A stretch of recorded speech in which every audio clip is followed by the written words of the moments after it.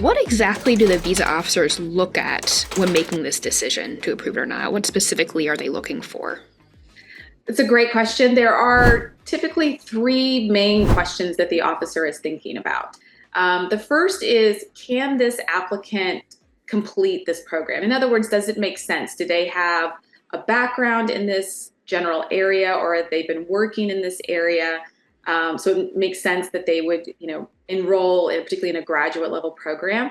They're also assessing your English skills. If English is not your first language, be prepared that your interview will be conducted in English, and the officer is trying to get a sense of, can you understand it enough, to be able to live and succeed in a program that is conducted solely in English in the United States.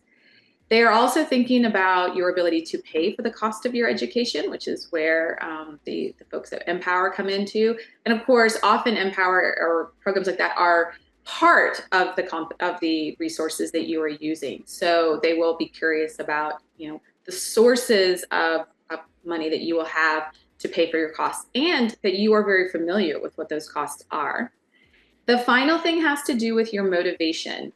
In other words, is it your intention to be a student? Is that really what is sending you to the United States? Or is it a good reason to enter the United States and potentially remain indefinitely? And so this is where officers will ask questions about how you plan to use this education. What are your plans after you finish? And it goes to that question of ties. They're really listening for how this master's degree or graduate degree will help you in your ongoing professional journey, so that it makes sense that you would have a reason to go home or to a third country to use this education, and that you've thought about that.